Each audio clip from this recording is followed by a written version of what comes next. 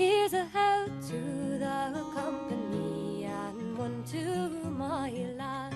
The world the Africans entered was controlled by wealthy Englishmen and populated by the English poor, most under the age of 25. In return for passage to Virginia, they had traded 4 to 7 years of their labor. They were bound to a master by an indenture form, a contract that defined length of service and the conditions of servitude.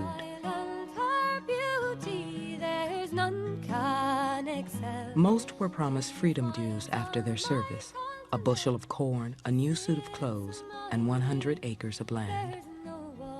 Under Virginia's head right system, a planter was entitled to 50 acres of land for each servant brought into the colony. Slavery and freedom existed side by side in this country. I think the issue is, did it always have to be that way? And the early history of America indicates that it probably did not. Here's a health to the company and one to... My name is Fountain Hughes. I was born in Charlottesville, Virginia. My grandfather belonged to Thomas Jefferson. My grandfather was 115 years old when he died, and now I am 101 years old. Although many slaves were kidnapped or abducted, Hughes was different. He was born of slaves, as was his father. He didn't know any other life. It's what they call, we were slaves. We belonged to people. They sell us like they sell horses and cows and hogs and all like that. Have an auction bench, and they put you up on the bench and bid on you, the same as bidding on cattle, you know. The auction bench was an infamous place among slaves. Here, people would learn not only who their future masters would be, but exactly what price a person could put on another person.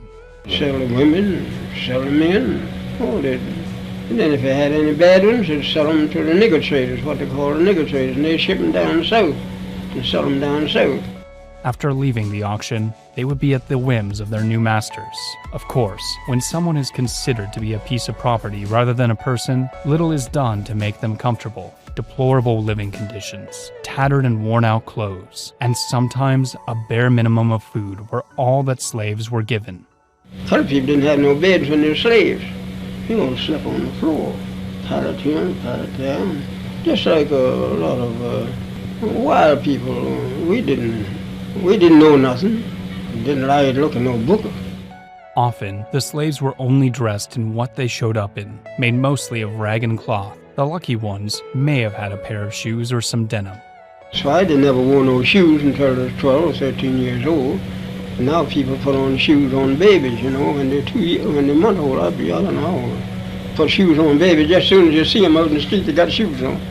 Not much attention was given to the slaves' diet. More times than not, they would only have things like soups or stews made from the scraps of the master's dinner. Wooden tray, dug out, you know, all about that long. And all of them, you know, would get around that tray with spoons and just eat.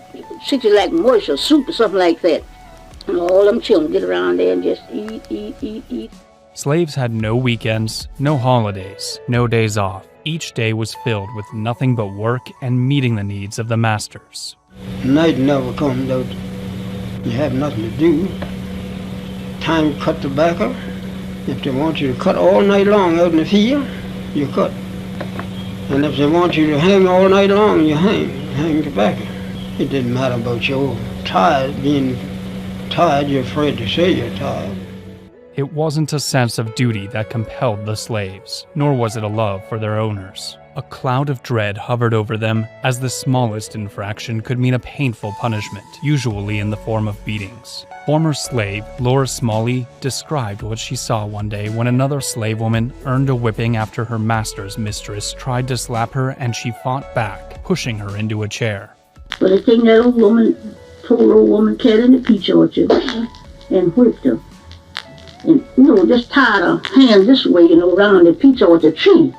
I remember that just as well, looked like to me, I can't, and round the tree and whipped her. And well, she couldn't do nothing but just kick her feet, you know, just kick her feet. But it just had clothes off down to her waist, you know. Just didn't have her plumb naked, but they had her clothes down to her waist. And every now and then they'd whoop her, you know, and then snuff the pipe out on her, you know. She'd snuff the pipe out on her. You know, the embers in the pipe. Where you ever see the pipe smoking? Blow them out on her? Mm-hmm. Good Lord. Mm-hmm. Even though slavery was a practice in which evil was free to roam, there were still some owners who aspired to be better, treating the slaves with more dignity and decorum. Having a master who would speak with kindness, show courtesy, and treat them as humans was among the most coveted things any slave could ask for. They treat me nice as they could treat me. And they all treat me nice. All the white folks had known that they treat me nice. And if I want anything, I'll ask for it. I was taught it that way by my old master. Don't steal, don't lie. And if you want anything, ask for it. Be honest in what you get. That's what I was raised up with. Even though the masters would preach honesty, they were still not very trusting. Simply going out, even on the orders of the master, required a number of steps. Now, I couldn't go from here across the street, or I couldn't go to nobody's house without I have a note or something from my master. And if I had that pass, that was what we call a pass. If I had that pass, I could go wherever he sent me, and I'd have to be back. You know, whoever he sent me to, they'd give me another pass, and I'd bring that back, so to show how long I'd been gone. With the passage of the Emancipation Proclamation, the slaves were free, but only by degree. They weren't truly as free as they thought. Union soldiers, who slaves once thought of as liberators, would sometimes pass through and not give a second thought to the people they helped to free. I remember when the Yankees come along and took all the good horses and took all the meat and flour and sugar and stuff out in the river and let it go down the river. And they know the people wouldn't have nothing to live on, but they done that. And if you was cooking anything, eating that for yourselves, and if they was hungry, they'd go and eat it all up, and wouldn't get nothing. They'd just come in and drink up all the milk, and just do as you please.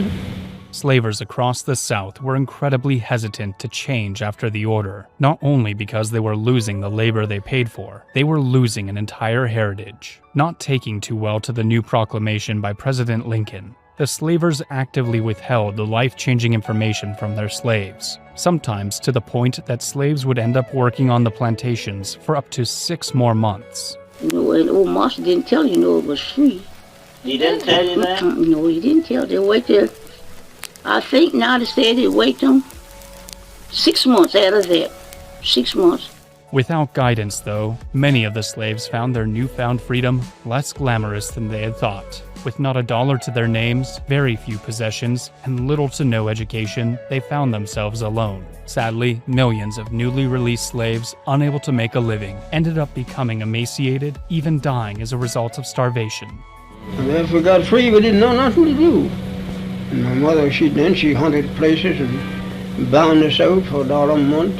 We didn't have no property, we didn't have no home.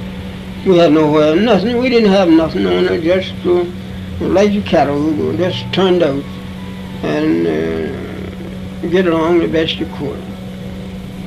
Colored people is free, ought to be awful thankful. And some of them are sorry they are free now. Some of them now would rather be slaves. Although freedom had been granted, they realized that it came with a heavy price tag. Even though slavery meant hard work and beatings, it also meant having food and shelter. Mom and them didn't know where to go. You see, after freedom broke, just like you turn something out, they didn't know where to go.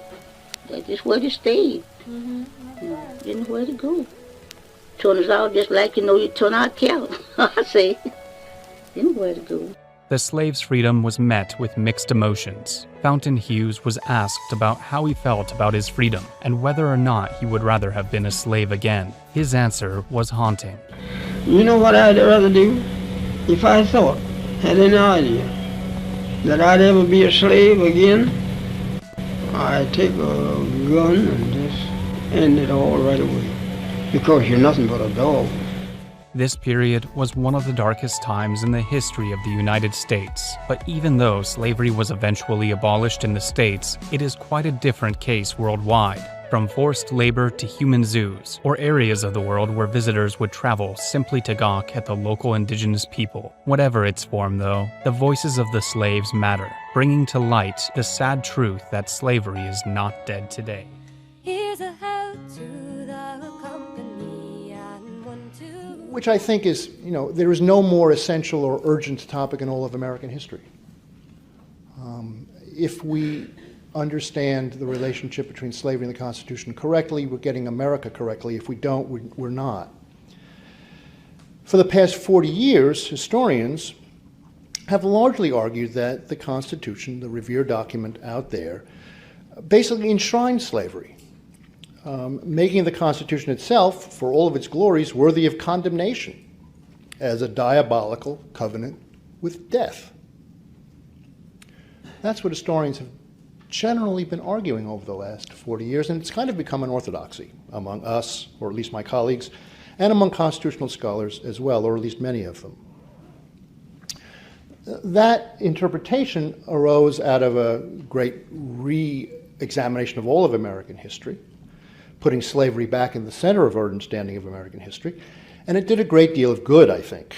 It ended the evasion over the question of slavery in the Constitution. Scholars had evaded it for decades. It showed the importance of slavery at the Constitutional Convention and the sway that the slaveholders held at that convention. It undid the idea that the Constitution was somehow neutral over slavery, let alone the idea that the Constitution was an anti-slavery, fundamentally anti-slavery document. So that's all been to the good, but I think that the record shows that that interpretation is in need of some amendment. The argument, I think, has misconstrued some very important debates within the Constitutional Convention. It's minimized the effect of anti-slavery politics on the framers, and it's missed a crucial subtlety. I don't really need these. It's missed a crucial subtlety, which is this. There were many concessions made to the slaveholders in the slaveholding states at the convention, but with all of those concessions, the majority of the convention deliberately refused to recognize slavery's legitimacy by refusing to acknowledge the cornerstone of slavery's legality. What always was the cornerstone of its legality, but it had become more and more a contested issue. And that is the legitimacy of property. Here's a help to the company. Slavery is about a lot of things, but fundamentally it's about the right of one person to own another as chattel. That's its fundament. If the Constitution was to recognize and acknowledge the legitimacy of that institution, then American history was going to go in one direction. If it did not, however, it would go in a different direction, and I submit that it did not. The framers, as they gathered in Philadelphia in 1787, understood that it would be necessary to tolerate slavery as a local institution, as an institution where it already existed. The Constitution, the framers would limit the powers of the states in various ways, barring them from coining money or from imposing tariffs. But they would not interfere in the established property laws of the southern states any more than they would those of the northern states. It wasn't going to happen. You weren't going to have a bunch of delegates in Philadelphia rewriting the property laws of any of the individual states that already existed. But neither would they recognize slaves as property. Here's a help to the company and one to... With English slavery was to create people as property, to actually have them as commerce, to take away their names, to take away their religions, to sell on the auction blocks their children, to breed them the way they did, the Europeans did, the way the English, the way white Americans did. That is the anathema to any type of true Christian belief. That's not the way slavery worked in the Bible, New and Old Testament. That's not the way that slavery worked around the world in other places. This was a conscious, cold-blooded commerce. that the United States created in its slavery and as the institution and in its slave trade that made it different from the way that slavery had been in place in many parts of the world over a millennia. Here's a help to the company. Now, this might appear to be a distinction without a difference, right? I mean, isn't tolerating the existence of slavery the same thing as enshrining it? No, it's not. It's different, because under one set of circumstances, slavery is a local institution, which could be gotten rid of either by the states themselves or could be limited by the federal government. In the other case, it could not. And the framers made very clear that they were not going to allow property in man to become a national institution. As a result, the federal government, as stated by the Constitution, did have that power. First, by authorizing the Congress, the national government, the Congress, to abolish the Atlantic slave trade, which the Constitution does do, even with a delay, and then with Congress's power over the territories. Had the framers failed to do this, exclude property in man, nothing could have been done to halt slavery's growth. But they did do it, and that had monumental consequences. Here's a help to the company and one to The beginning with the Portuguese going to Ndongo, which is renamed by the Portuguese Angola, under an edict by the Pope that says that any heathens can be oppressed and subjugated into servitude. And then this religious sense that based on their lack of souls, that they have to work out their sins, whether or not that's a sin based on the Ham story that Ham saw his father's nakedness, or the slaying of Cain by Abel. The whole sense is that slaying of Abel by Cain, but the whole sense of this is that we are a nation in which people of color, especially Africans and Native Americans, are being suppressed and oppressed to get what they want, the labor from the Africans and the intellectual property of the Africans and the land from the Native Americans. And then excuses, rationalizations keep getting created in order for greed to win the day and the economic system to continue on the backs of Native Americans and African Americans. And so what better distinctive way to be able to show the other than by skin color? Initially, it was by the soullessness, but then African Americans, even some Native Americans, began to convert to Christianity. Before that, it was like, well, they come from another continent, but now we've been here generation after generation. The color of the skin becomes this indelible way to show the other. And so what better way then not only to make an other, but to give rise to the Christianity, the sense of the higher soul of whites, and then to be able to point out those people who should be and continue to be oppressed. We have this sense by 2040 that this country is going to be majority people of color. The Native Americans pointed out the country was majority people of color when the Europeans arrived. And in order to fend off this sense of being a minority in this country, they have to keep creating whiteness and versions of whiteness. So we have ethnic groups, we have religious groups converting over to whiteness. So they're no longer their religion, they are now white. The Irish used to be considered people of color in a way, a version of people of color. And now they're white. So these other groups are subsumed into whiteness. And in order to prove their whiteness, they have to prove it by showing just how white they are, by continuing to debase and oppress people who are of color. And so as we go forward, even today, the vestiges and remnants of what we're living with from that time period is that we have to have the subjugated class, and the subjugated class by race is the best way to depict that other class. As long as people can be a part of whiteness, then you have to have something that brings the country together, especially a country as diverse as this one.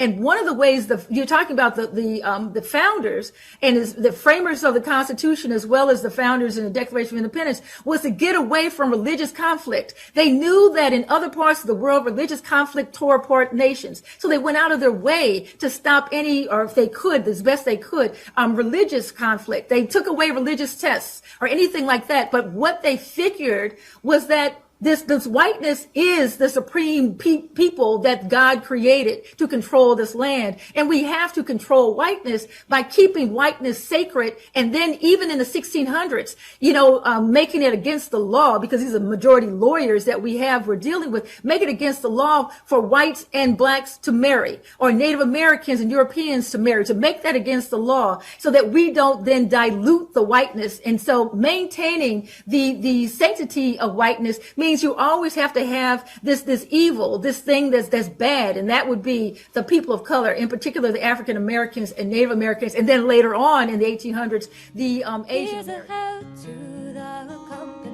When you have laws against teaching critical race theory, there are laws in certain states right now that would prohibit this conversation we're having, because people have bought into this idea of whiteness and purity, and that their ancestors could never have possibly have done these horrific things, pass laws and use violence. What we saw on January 6th, that was what used to happen in lynch mobs in this country on a regular basis.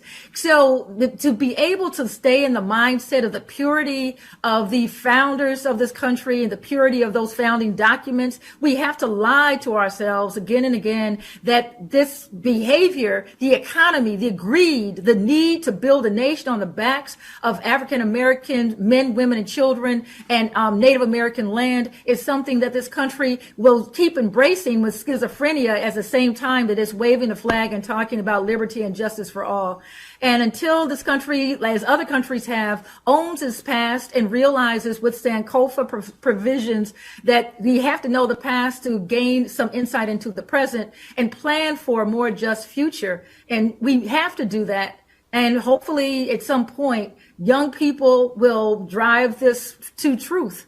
I know older people sometimes want to, but I think they do it only inches at a time. So hopefully America will do better than it's doing now, because we certainly can. We have to grow up and embrace what has happened and take the blinders off and realize that we can't go forward in this crippled manner, emotionally and historically crippled. Well, I mean, my college has an online PhD in Holocaust and Genocide Studies. We teach about world genocide. We teach about the Holocaust. I teach a course on world slavery as a component of both genocide and the Holocaust, since there were millions of people enslaved in Germany during World War II. We are doing better than we were. It is impossible, for example, for me to imagine the National Archives sponsoring this program 40 years ago. I just gave a lecture at Monticello. The first time I went to Monticello, and I simply asked the guide where the slave quarters were in relation to the house. The guide yelled at me about trying to destroy the reputation of a great man, Thomas Jefferson. Then this time, the guide spends a great deal of time talking about Jefferson's relationship to Sally Hemings and the children he had with Sally Hemings. And the guide talks about the importance of the enslaved people at Monticello. We are better than we were. The statue of Robert E. Lee and Jefferson Davis are no longer in Richmond. I think these are important steps. But are we where we want to be? Of course not. And will there be people who don't want to get to where we need to get? Here's a how to the company and one to Antonio. Here's an individual that arrives as one of the first African Americans in the history of what became the United States. He does what almost no one in early Virginia managed to do, and that is live. Everyone is dying of disease, of violence, and in a sense he's lucky. He had been brought to the colony the year before to work tobacco along the James River. His name appeared in the 1625 Virginia census as Antonio, a Negro. He was listed as a servant. He comes to Virginia, finds a society that is just developing. He's getting in on the ground floor, as it were. I don't know if he was able to immediately envision that there would be opportunities for him here that weren't available elsewhere. I don't know that anyone could have foretold that. When Antonio arrived, the laws of Virginia did not as yet define racial slavery. They governed only the status of servants. At some point, Antonio changed his name to Anthony Johnson and married a Negro servant named Mary from a neighboring plantation. She bore him 4 children. By 1640, it is clear Anthony and Mary were no longer servants. They had acquired their own modest estate on Virginia's eastern shore. As Johnson prospered, as he obtained land and cattle, he also acquired dependent laborers. What made all of this society go was property. Your identity in the society was determined rather obviously by the amount of land, the amount of labor that you owned. Here's a help to the company. Property. Your identity in the society was determined rather obviously by the amount of land, the amount of labor that you owned. Anthony Johnson was enjoying privileges belonging to a free Englishman. He claimed 5 workers as headrights and expanded his property to 250 acres along the Pongateek Creek. At least some of his workers were white. By 1650, Anthony was one of 400 black people in Virginia out of a population of almost 19,000 settlers. In Northampton County, where Johnson lived, nearly 20 African men and women were free, and 13 owned their own homes. As Anthony Johnson is accumulating property, it seems as though his situation is secure. You get a sense of this individual, this black man, being treated like any white planter, and his wife and daughters being treated like the wife of a planter. Here's a help to the company and one to... When you look at the U.S. Constitution, as it was created in 1787, there are no individual rights in that document. It's a relationship between the states and the federal government to a certain degree, a very small degree, but basically it's the structure of the federal government itself. Here's a help to the Constitution as written did not contain many individual rights or any individual rights. It was more a structure of government. Does that surprise people? I think it surprises people, and it's rather debatable. I know my colleague has mentioned about jury rights in Article 3, but I don't think those are individual rights to a trial by jury. I think it's a division of power between the states and the Congress as to where those trials would take place, because they speak of the trials being in the state, and in the state wherein the crime had been committed. It doesn't really go to the individual's rights. Those rights are then put aside for the Bill of Rights, as we saw in 1791. But I still think it's primarily what is happening between the states and the federal government that's at issue in our Constitution, and what the structure of that federal government will be. Here's a help to the company and one to my... Basically, all the delegates wanted the same thing. One nation with a strong central government. Now they realize that in order to create this, they would have to make concessions and compromises on the controversial issues. Not everybody is happy with all of the compromises that they have made. Slavery is certainly one of those issues that they are going to debate here, and will divide them just as it divides the rest of the country for decades to come. On the very first day of substantive debate, when Edmund Randolph, the governor of Virginia, introduces what's known as the Virginia Plan says representation should be based on population, and immediately somebody suggests that they put the word free in front of population, and that leads to a debate. And they decide not to debate that any further that day. They debate how you count slaves for representation over and over and over again. There are long debates over slavery. There are vitriolic debates. There are nasty debates over slavery. When the textbooks talk about the Constitutional Convention, they do tend to focus on all of the disagreements and then the compromises that resolve those disagreements. And they tend to celebrate those compromises. Part of me says, well, that's a good idea. Let's teach kids to get along and not be fighting on the playground and all that. But some of those compromises are really ugly compromises, like the compromise that continued the slave trade for another 20 years and also allowed the Southerners to go up into the North and force the local authorities to help them recover their slaves when they ran away. That's a compromise in the less pleasant sense of the word compromise. What I find fascinating about the Fugitive Slave Clause in the U.S. Constitution is that most people don't know that there's a Fugitive Slave Clause in the U.S. Constitution. And that the same clause that speaks to the extradition of suspects from one state into another state, in one paragraph, the next paragraph speaks to the extradition of human beings who have escaped slavery from one state to another state.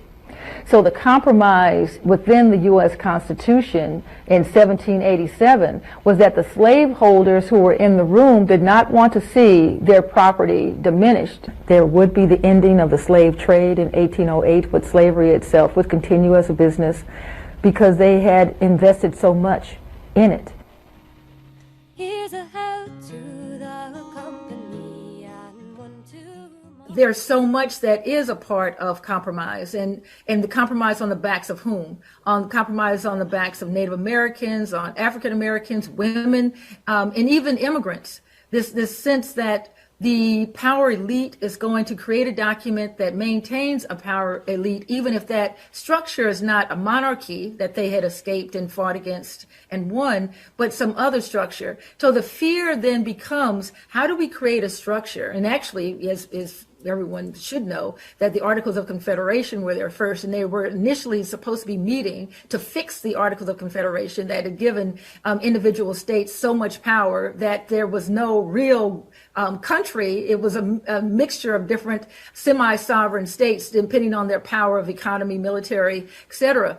And so all these things had to be part of a compromise. What the states gave up was part of the compromise, a larger compromise. So yes, in order to have the country we had today, there had to be compromises. But the question then remains, on the backs of whom did we make these compromises? And that is why we're still in this quandary today with racial animosity and tensions, because we made the backs of people of color and the economic power of the slave trade propel the country forward. And that was something the men in that room were willing to do. Not all of them, but here's a how to the company. Is that if you look at the debates at the convention and you look at the way the convention flows, there were many opportunities to end up with different results. The most dramatic one is the slave trade division. Everybody at the convention assumes that Congress, once it has the power to regulate commerce, will probably ban the slave trade. At the time, every single one of the states, all 13 of them, including South Carolina and Georgia, have prohibited the importation of new slaves from Africa, either directly by banning the importation or by providing import taxes that were so high that nobody could possibly afford to buy a slave from Africa. Given that that's the state of the country in 1787, when South Carolinians demand that the slave trade be protected from the Commerce Clause, the rest of the delegates could have gotten up and saying, look, you guys aren't importing slaves. Georgia's not importing slaves. We're not going to protect it. And what's fascinating about the debate is nobody at the convention suggests the Constitution ban the African slave trade. But when the Pinckneys from South Carolina get up and demand protection for the slave trade, they say, if you ban the slave trade, we won't sign this Constitution. But the fact is, no one's suggesting they ban the slave trade. They are only suggesting that Congress can regulate international commerce. And so the Pinckneys completely shift the debate to, are you going to ban the slave trade or not, rather than what is really going on, are you going to give the slave trade specific protection that no other kind of commerce gets? And I think, when the South Carolinians say we might not sign the Constitution if you ban the slave trade, the delegates should have said, we're not banning the slave trade. We're not saying anything about the slave trade. We will leave that to Congress. And you know something, Georgia and South Carolina, surrounded by the Spanish in Florida, surrounded by many very powerful Native American nations, having suffered through British occupation of Charleston. You two guys want to go it alone? Go it alone. See how long you're going to survive. But nobody wants to call their bluff. The thing that I find most interesting about the politics of the convention is that most of the Southerners are united in protecting slavery. The slave trade is different because the Virginia delegation is opposed to it, and some Marylanders like Luther Martin are opposed to it. But at the rest of the debates on slavery, the Southerners form a united front, knowing we are going to get this come hell or high water. And the Northerners sort of are bullied. They're pushed around because they don't have a focus on this, even though by this time 2 states, Massachusetts and New Hampshire, have ended slavery, and 3 states, Connecticut, Rhode Island, and Pennsylvania, are in the process of ending slavery, and everybody expects New York and New Jersey to do the same, which they will in the next 15 years. So it's a kind of an asymmetrical debate, and it's an asymmetrical use of France, for example, and later on we began to see in the later part of the 1700s where we have, of course, the Bastille is attacked, and the French people rise up, but French keeps slavery, and so we're in this pressure situation in which England bans the slave trade in 1807, and this whole sense that in the future slavery is going to die out, but not now. The economy is based on the slave trade, not just holding slaves, selling slaves, what the slaves produce, and Wall Street. It's going to be Wall Street as we know it better. So people are making too much money. There's no economy engine or economic engine. There's no other economy to replace it yet. And so they don't want to start a new nation, begin a new government, and not have an economic engine, because then they'll fall and be taken over by an outside party. So in many ways, they believe the compromise, and even the second part is the word persons. The word slave is not used in the body of the Constitution. It's only used one time, and that's in the 14th Amendment. So what we have are persons. So I always knew in a compromise document, compromises between whom? I knew there had to be people in that convention, men who stood up and said no. Their voices were small, but that's always been the case in this country. There have always been white men who have stood up for what was right, but the number has always been so blasted small. But that voice was there. And that's why there are people who said, I'm not signing on to a constitution in which we declare our freedom to England and then turn around and use slave in the Constitution. So even though we know by gentleman's agreement that the word person is referring to enslaved Africans, they're using the word person as opposed to slave. So that was another compromise in this document. How it got into the Constitution. Well, as Paul pointed out, we had people with deep interests who wanted to protect those interests. And we have to think about the compromises between those northern states where they were already moving, inching toward an industrial revolution. But what we need to think about is that as they moved away from the slave trade, they had other things they wanted to barter. They wanted to make sure that they were dealing, they had the freedom deal with commerce, with the types of commerce that were viable and valuable to them in the North. And so when we have this economy of the slave trade in the South, which is their engine that made them a world trade, a world-class trader in goods, and then we have the North. So we have a bartering system. And once again, we compromise based on the backs of whom? Based on the backs of people of color. And so the South gets its protection of any slaves running to the North, and they have to be brought back. and the North gets its protection as it goes and encroaches into more of inter state commerce. Did the Fugitive Slave Clause actually do in the Constitution? Well, initially it does almost nothing.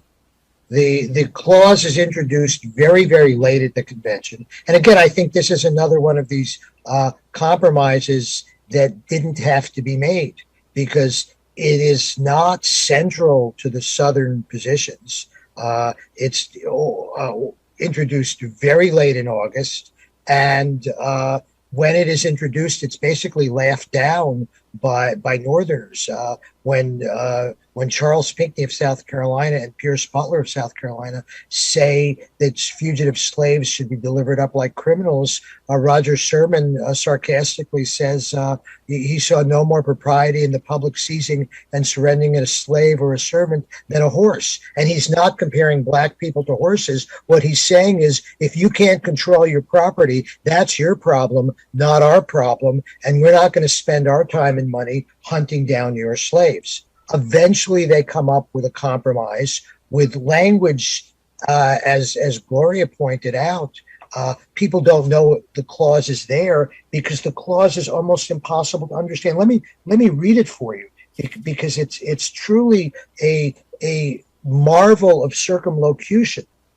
No person held to service or labor in one state under the laws thereof, escaping into another, shall in consequence of any law or regulation therein be discharged from such service or labor, but shall be delivered up on the claim of the party to whom such service or labor may be due. I mean, you basically have to be a legal scholar of some sort and a good historian to understand what they're talking about. I mean, it almost sounds like, if a hockey player is playing for the New York Rangers, he can't decide to go play for the Boston Bruins because he's got a contract for service or labor. And of course, it doesn't mean any of that. Nobody has any idea how it will operate.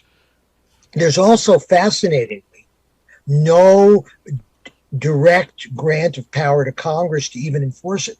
This is in one of the few places in the Constitution where there's absolutely no power granted to Congress to regulate. This is in Article 4, Section 2. There are 3 clauses, and in none of them is Congress given the power to regulate or enforce these provisions. So I think the Northerners think, well, this is a throwaway. It's never going to happen. And what's weird about it, it says the person shall be delivered up on claim. It doesn't say who's supposed to deliver it. The Southerners, I think, have in their mind, my slave will run from Virginia to Pennsylvania, and some Pennsylvania will grab my slave and use my slave as his slave. And then I'm going to go to that person, and he has to deliver up my slave back to me. Just as if my horse ran away, he'll ride my horse. And what the Southerners don't get is that when African Americans run away from bondage in the South, they're not going to be enslaved in the North. They're going to become free people. And it is really not until the 1830s and beyond that the issue of fugitive slaves becomes a major issue in American culture. And that is in part because of the development of steamboats and railroads, so that slaves are actually running away in large numbers. And then you get enormous controversies. You get a few Supreme Court decisions. You get a lot of lower court decisions. You get riots in the North as people try to protect fugitives from being returned to the South. You get Southerners ranting in Congress that you Northerners are not fulfilling your obligation under the Constitution. And many Northerners say, we don't have any obligation. We don't know who delivered up means. This is a very vague clause. You didn't write a very good clause. But in the end, Congress in 1793 easily, and in 1850 very difficultly passed fugitive slave laws. And this ties to, of course, one other major pro-slavery position, which is the 3/5 clause.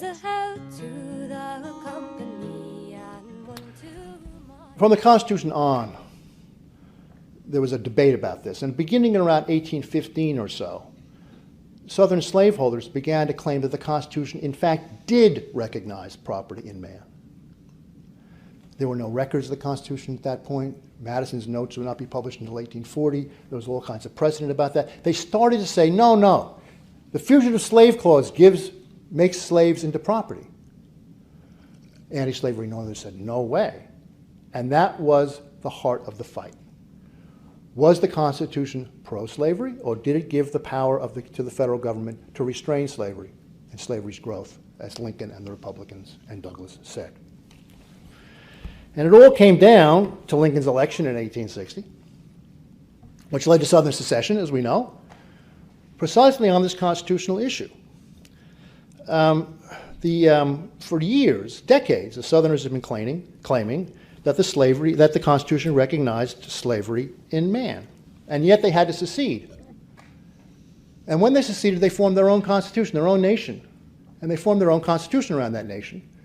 And if you read the Confederate Constitution, it's pretty much a copy of the U.S. Constitution, except on all of those issues that I just mentioned about slavery and property.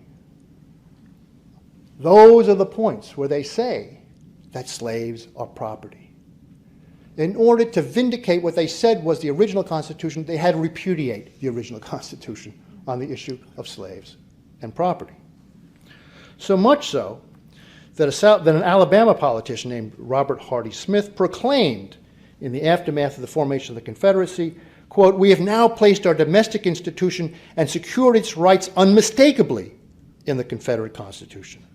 We have called our Negroes slaves, and we have recognized and protected them as persons and our rights to them as property." That's what the Confederacy was all about. Repudiating what the framers had done. Or at least rewriting what the framers had done. When they couldn't get that rewriting at, then they formed their own country. To secure the Constitution that they had fought for in 1861 required treason in the form of secession. And secession, as the incoming President Abraham Lincoln made clear, meant war.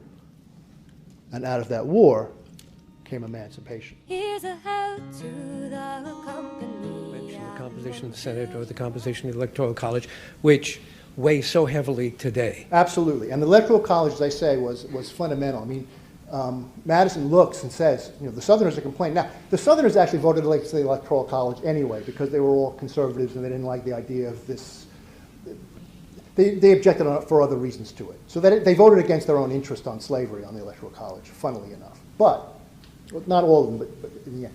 But there's no question that was done precisely to make sure that the Southerners would not be always outvoted for the presidency.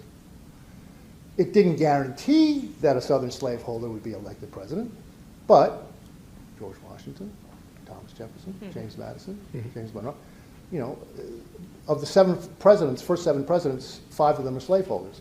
The Electoral College certainly helped in that regard. So, yeah, I mean, the Southerners got a lot, and representation was part of it. And in the book, I go into the Electoral College much more. I mean, that was a real victory for the slaveholders. They also won another victory over export duties, that you would not be able to tax exports, which the Southerners fought for very hard. They got that one clean. So the Southerners did very well for themselves. And the system that they established was one that was going to permit the South, for a time, to really dominate American politics. But they didn't have that absolute assurance. And that lack of that absolute assurance came back to haunt them after 1815, and that's what undid slavery. So you have a pro-slavery and an anti-slavery constitution kind of in one, and they're both there, and it's a paradox that becomes a contradiction that can't hold. I mean, eventually we become a house divided, and we have to have a war over it. Here's a how to the company and 1, 2. What the framers could do and did do, it's about 2 minutes, was to limit slave importation to 20 years and to use circumlocution so that the Constitution does not include the word slave or slavery. What they couldn't do, and they've been criticized for this, and I think unfairly, is to have eliminated slavery. Then there's no union. No union, well, what does that do? That doesn't help. It was not inevitable. to be sure the Constitution would not have abolished slavery. But I believe that the multiple protections for slavery were not foreordained. Madison was so obsessed with winning proportional representation in both branches in Congress that he was willing to sacrifice the future of nearly 750,000 people held as property, about 20% of the population of the United States. In the debate over how to choose the president, James Madison says the fittest thing, that is the most appropriate thing, would be for the people to elect the president. And then he says, but if that happens, our Negroes won't count. And of course, what he means by our Negroes won't count is the slaves aren't going to vote. Virginia is the largest state in the country by population, but 40% of the population are slaves. And so if you can't fold the slaves into the election of the president, Virginia won't get to elect its presidents. So you get the Electoral College, which is made up by giving electors based on the number of representatives in Congress you have, and the number of representatives in Congress is based on the 3/5 clause. And so when you get to, say, the crucial presidential election of 1800, Jefferson is elected president because of the electors created by the 3/5 clause. If there had been no slaves counted for purposes of representation, Jefferson would not have been elected president in 1800. And it's clear, it's open. Madison says it. People say it all the time. Oh, good captain, this morning. Here's a health to the company. Under the Articles of Confederation, each state had one vote in Congress, and therefore population did not affect the representation in Congress. In the new Constitution, representation will be based on population. And the great debate, which takes up a significant portion of the convention, is how you calculate that population. All of the Northerners say you calculate the population based on the free people in the society, whether they are voters or children or non-voters or immigrants. It doesn't matter, because all free people are going to be represented in Congress. So you count up all the free people, you figure out how many people you need for one representative, and then you figure out how many representatives each state gets. The Southerners say, wait a minute, our slaves constitute an important part of our society, and we should count them for purposes of representation. And by the way, in the article, during the Revolution, taxes and military support for the Revolutionary Army, how many soldiers you had to send to the army, was based on population. And in those debates, the Southerners said, slaves are property. You can't count them. You can't tax us for our slaves because they're not people, they're property. And then if they get to the Constitutional Convention, they say, oh, well, we didn't mean that. We know that slaves are people, count them for representation. And by the way, we don't mind if you count them for taxation, because they understand that there's probably never going to be a head count tax, and there never is. So that's the debate. Ultimately, they settle on 3/5 based on a previous calculation that slaves produce about as much wealth as 3/5 of a free working person. Economists, by the way, today think that's a pretty good calculation. There are some economists who point out, for example, that a male slave in 1860 produced X amount of cotton, and when that person was free and working for himself, he produced 2/5 more cotton. So there's actually these people, even though they don't have economists and mathematicians to help them, they have a pretty good understanding of the economics of it. So they demand and they get that representation will be based on the whole number of free people, excluding Indians who are not within the society. That is, so the Iroquois living out, say, where Syracuse is, are not going to be counted because, first of all, no census taker is probably going to want to go out there and count them. But if Indians are in the cities like Albany or New York, then they will be counted. And 3/5 of all other persons, the other persons are slaves. Now, what this means, of course, is that free people who are African American will be counted fully for purposes of representation. What it does is dramatically increase the power of Southern white voters, because they are getting to elect more people with fewer votes than their Northern counterparts. What I was going to say about the Fugitive Slave Clause is this, that when the 1850 Fugitive Slave Laws passed, it is only possible to pass it because of the bonus that the South gets in Congress by counting slaves for purposes of representation. Same thing for the Missouri Compromise in 1820, same thing for the Kansas-Nebraska Act. That is, all of the pro-slavery legislation gets through with the solid South and some Northerners who will support them. Without that bonus, it won't happen. And here's the great irony. After the Civil War, and all of the enslaved people are now free, they count as whole persons for purposes of representation. And so the traitorous Southern states, who have cost at least 630,000 lives on both sides, and maybe more, they now get more representation in Congress than they had before their treason.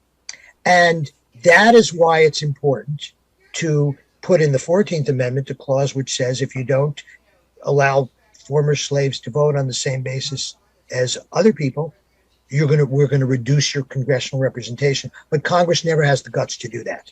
And that's, again, a failure of future politics beyond this debate. So, the 3/5 clause also, as I said in the clip, affects the Electoral College. Pointed out these political compromises that the North was willing to do, and they were. I will put it this way: some of this is being strong-armed, and the North was still building. I mean, intellectually, the North was, of course, at a higher level than the Southern states. But economically, they were still finding their way. The South was an economic powerhouse. And I've said this many times, and I'll say it again. You take free land, you take people, kidnap them under penalty of death, pass laws and through violence, say these people must work for you for free. And of course, you can build a mighty, internationally renowned economy. And that's what the South had, more so than the North did. I also want to raise something else that goes back to the 3/5 rule found in Article 1, paragraph 2. And that is they then tied into the population the 3/5 of Africans, as they were counted for the purpose of deciding how many representatives would be in Congress, but also the indentured servant. The indentured servants were poor whites who were bound under contract to work for free, sometimes referred to as white slaves. Now, they had no true freedom, but they added to the count. And so when you started thinking about the indentured servants, many of whom were in the South, you then again build on the number of, as far as the South is concerned. I want to connect to something that's happening today in the 3/5 rule. We think about the Africans who are enslaved, human beings who are enslaved. Their number is being used for political expediency. Of course, no politician is going to ask these enslaved people, how can we best represent your interests in Congress? So they're being used the same way the incarcerated are used today. So you have people who are incarcerated in prisons outside of major areas, some inside of major towns and cities, but most of them are outside in rural places where those people in those rural jurisdictions enjoy the increased population because of the incarcerated, which then brings to them state, local, and federal funds based on their population count. So you have something very similar happening today, where you have people who are counted in order to determine the number of U.S. representatives in Congress, but at the same time, those people who are being counted have no voice in their own government. They are not being asked what is necessary to best represent them. And so the use of people of color, again, then as now for political expediency, continues. The 3/5 rule in its own 21st century version continues. So what we've seen then, we're seeing now. Why do people go along with it now? Because they never know when they could be on the losing end. People always assume at some point it's going to work for me. If I just use this process, at some point it will work for me. So why wouldn't you have more of the cities saying to the rural areas in state government, we don't want to have you choose to have our people who are from, many of them from the cities, who are incarcerated in rural places, counted within your rural population. Why don't more leaders in the cities now stand up to their rural leaders, political counterparts? We don't see it today, and we really didn't see them stand up the way they should have stood up back then.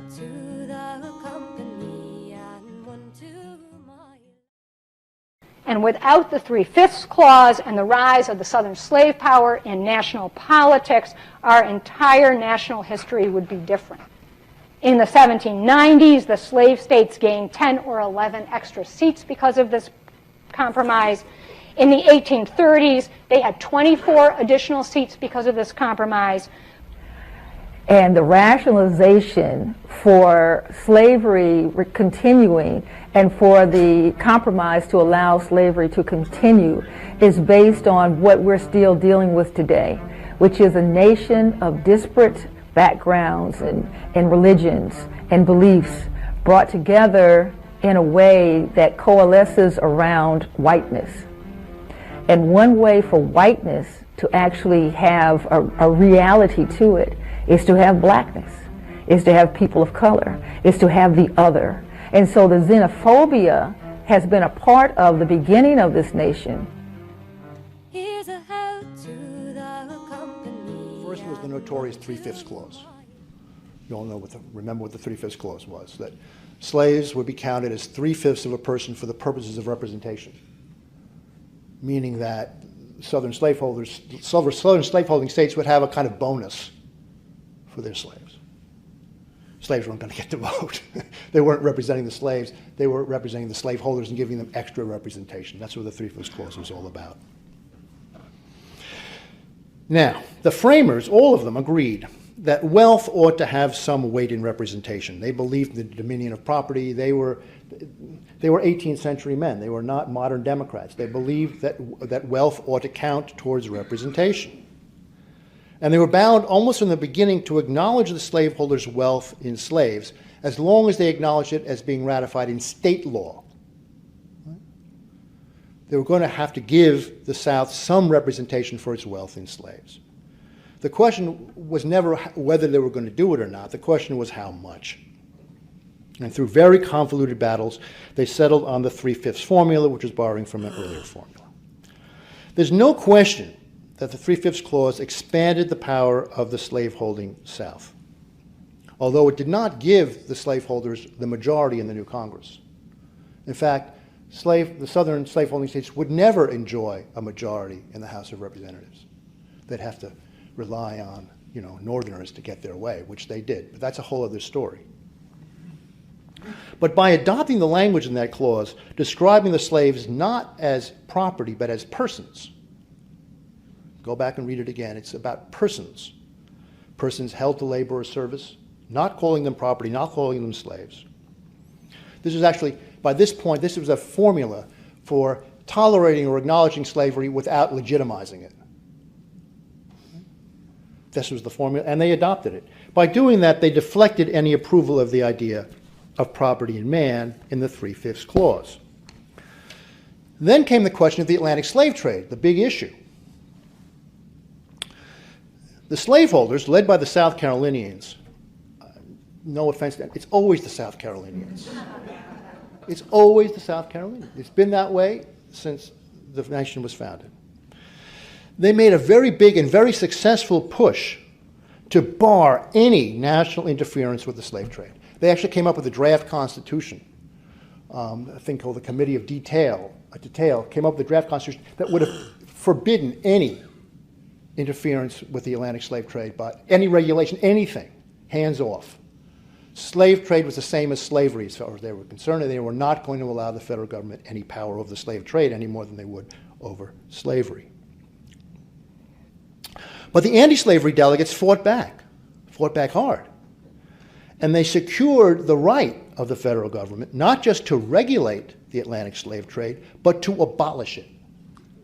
This was precisely what the slaveholders feared the most, was the power of the federal government to abolish the slave trade. Because if they did that, they saw the North was going to have more votes in the Congress. You know? They were going to be able to do this. They were a little bit frightened of it, more than a little bit frightened of it. And indeed, the slaveholders were defeated. The Constitution gave the federal government, Congress, the power to abolish the Atlantic slave trade. Now, Southern politicians being what they are, they managed to outmaneuver the Northerners on many different fronts. And they got a kind of stay of execution for the slave trade, first to 1800 and then to 1808. And that was going to be a big deal down the line.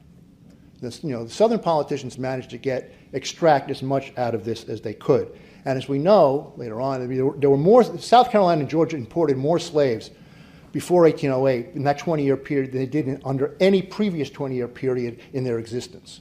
So this is going to make a big difference. Nevertheless, they managed to limit slavery, to give the government the power to abolish slavery. And another point in the debates over the so-called Privileges and Immunities Clause, at one point a South Carolinian named Charles Cotesworth Pinckney appeared to try and insert language that would secure slaves as property. The convention overwhelmingly defeated it. South Carolina was the only vote in favor. And finally, the Fugitive Slave Clause. Now, this has an interesting history, it's all in the book, arising wholly from the question of Northern emancipation. The Southerners were only concerned about fugitive slaves because the North was ending slavery. It was a defensive move. They had to make sure that, they were going to hold on. They didn't want their slaves running away to the North to become free. So they come up with the Fugitive Slave Clause, which is actually a pretty weak clause. If you read it, it doesn't empower anybody to do anything. But the convention took very strict steps to make sure that that clause did not validate the idea of property in men. And that's in the book as well. So, unquestionably, the South won victories in Philadelphia in 1787. They helped gain the political initiative over slavery issues that would last for decades. But they did not secure slavery in the Constitution as a national institution, nor did they validate the legitimacy of property in man. Here's a health to the company and one to my...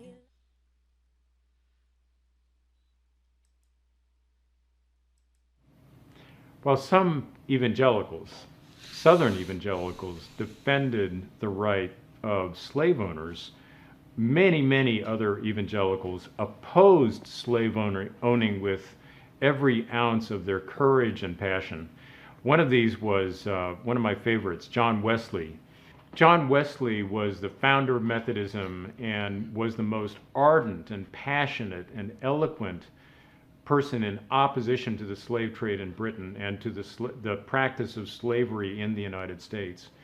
In a famous piece of writing that he did about slavery, he said to slave merchants, "You are the spring that puts all the rest into motion.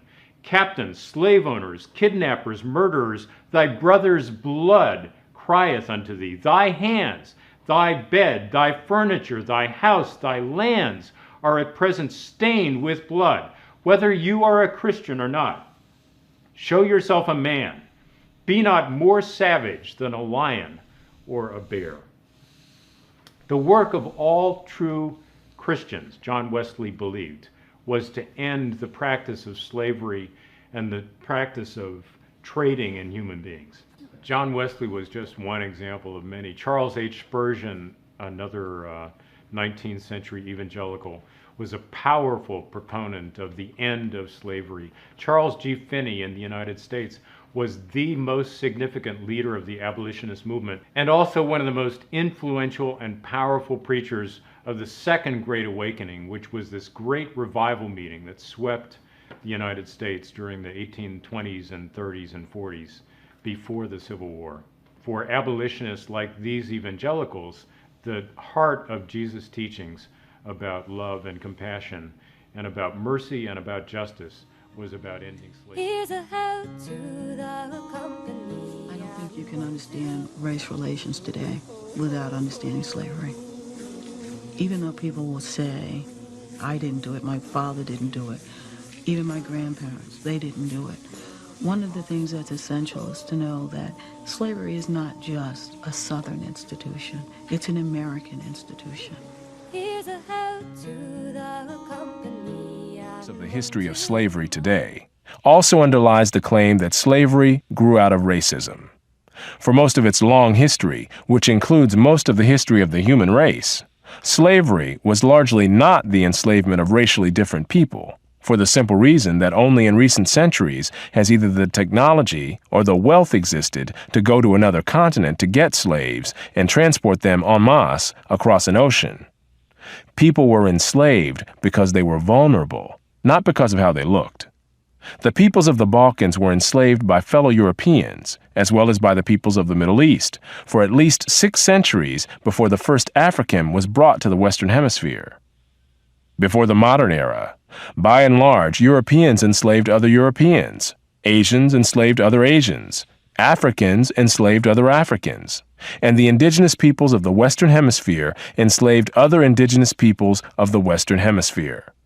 Slavery was not based on race, much less on theories about race. Only relatively late in history did enslavement across racial lines occur on such a scale as to promote an ideology of racism that outlasted the institution of slavery itself.